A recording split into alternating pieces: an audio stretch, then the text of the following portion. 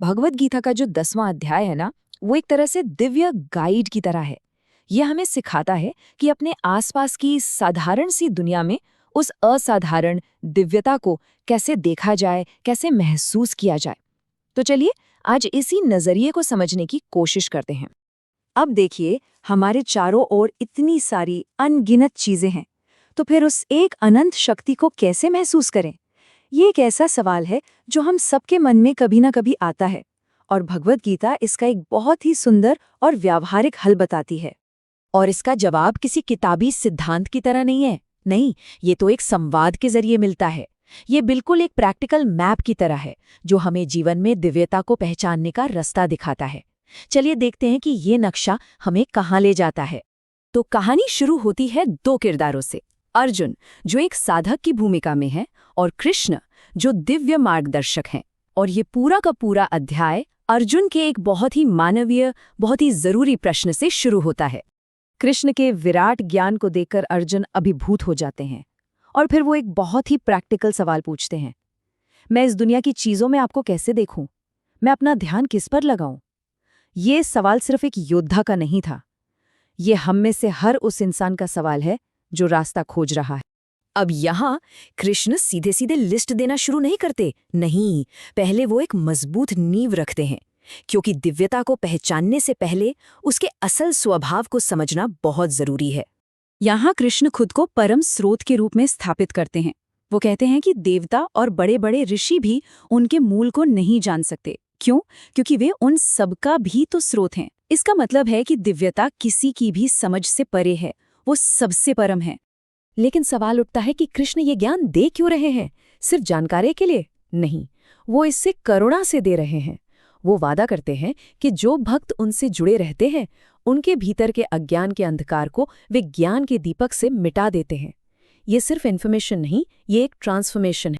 तो अब उस दिव्य स्रोत को थोड़ा और करीब से समझने के लिए कृष्ण कहते हैं कि बुद्धि, क्षमा, साहस और संतोष जैसे जितने भी महान गुण हैं, वो सब उन्हीं से पैदा होते हैं। इसका मतलब ये हुआ कि जब भी हम किसी में ये गुण देखते हैं, तो हम असल में दिव्यता की ही एक झलक देख रहे होते हैं। और ये श्लोक आप कह सकते हैं कि ये पूरी बात का सार है। कृष्ण खुद को हर चीज का मूल बताते हैं और कहते हैं कि जो ज्ञानी इस सच को समझ लेते हैं, वे पूरे दिल से उनकी भक्ति करते हैं। यही वो सिद्धांत है जो आगे आने वाली हर उदाहरण की नींव है। तो इस नींव को रखने के बाद अब कृष्ण आते हैं अर्जुन के उस असली व्यावहारिक सवाल पर। वो दिव्यता को पहचानने के लिए एक तरह की फील्ड गाइड देते हैं। शुरुआत होती है प्रकृति के सबसे शानदार, सबसे भव्य रूपों से। कृष्ण कहते हैं, प्रकाशों में मैं सूर्य हूँ, जलाशयों में महासागर, और जो चीजें स्थिर हैं उनमें हिमालय। यहाँ पर संदेश बिल्कुल साफ है। प्रकृति की सबसे शक्तिशाली और भव्य चीजों में दिव्यता की सबसे स्पष्ट झलक मिलती है। और यही सिद्धांत, यही प्रिंसिपल सिर्फ प्रकृति पर नहीं, बल्कि जीवित प्राणियों पर भी लागू होता है। जानवरों में वे शेर हैं, पक्षियों में गरुड़, और योद्धाओं में राम।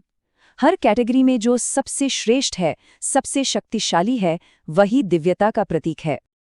अब दिव्यता सिर्फ ताकत या प्रकृति में ही नहीं है, वो ज्ञान और पवित्रता के क्षेत्र में भी है।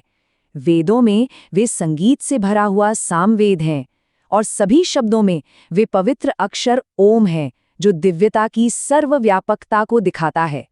कृष्ण इतने सारे उदाहरण देते हैं, लेकिन फिर वो अचानक हमें इस लिस्ट से कहीं आगे एक बहुत गहरे और अंतिम रहस्योद्घाटन की ओर ले जाते हैं। तो क्या मतलब है इसका? क्या हमें ये पूरी लंबी लिस्ट याद करनी है? नहीं, कृष्ण बताते हैं कि इसका असली मकसद कुछ और ही है, कुछ बहुत गहरा। और यहाँ आता है वो सिद्धांत जो सब कुछ बदल देता है। कृष्ण समझाते हैं कि वो लंबी सूची तो सिर्फ कुछ सैंपल थी। असली नियम ये है, दुनिया में कहीं भी, किसी भी चीज में अगर असाधारण महिमा, शक्ति या सुंदरता दिखाई दे, तो बस ये समझो कि वो दिव्यता की ही एक चिंगारी है।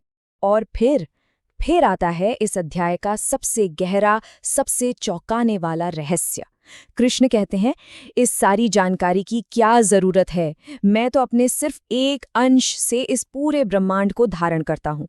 सोचिए जरा, इसका मतलब ये है कि ये पूरा का पूरा ब्रह्मांड दिव्यता की शक्ति के सिर्फ एक छोटे से हिस्से पर ही टिका हुआ है।